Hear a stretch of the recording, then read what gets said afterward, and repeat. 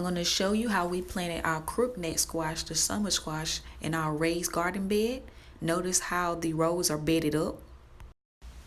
I got these squash transplants from a local garden store for free actually. They were about to throw them out, so I decided to take them home and see if I can do something with them. So right now I'm about to clean them up and see how nicely they turn out. As you can see, the squash cleaned up pretty good. All I did was take all the dead limbs off of them. So now I'm about to transplant them into our bed. Alright, it's time to transplant. So dig you a little hole right there. Get you some black cow manure. That's what I put in. That's the brand name. Mix it up in there. Mix it in really well. Then you want to grab your squash transplant. And this is crookneck variety, just so you know. Take it out of the cup, and then you want to break up the roots on the bottom. So that's what I'm doing at the moment. So your roots will easily come through. Squish it up a little bit. Mix some of that soil in with the soil that's already in there. Put it in the hole, and then cover it up with dirt. Pack it in tightly, but not too tightly. Make sure your leaves are up out of the hole, and there you go. Now to make it easier on myself, what I'm going to do is get all the squash transplants and place them where they need to go in the box. You put them about a foot apart. I can eyeball it now. I don't need a ruler or anything like that. And I do the same thing. And I'm about to fast forward because y'all already seen me do this step.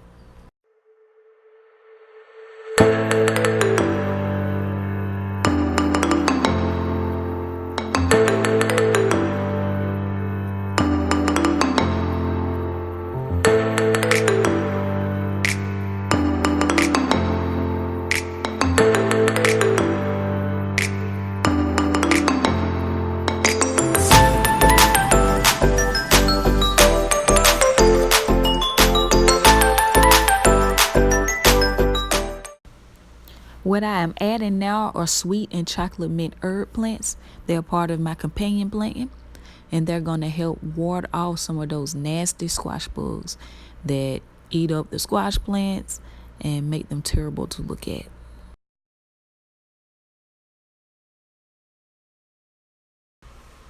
Now that they're all laid out, what you're going to do is start to dig your holes so you can start transplanting the squash into the beds. This is the same step that I showed you previously. So what I'm going to do is fast forward it because this bed takes about 15 minutes in real time for me to do it.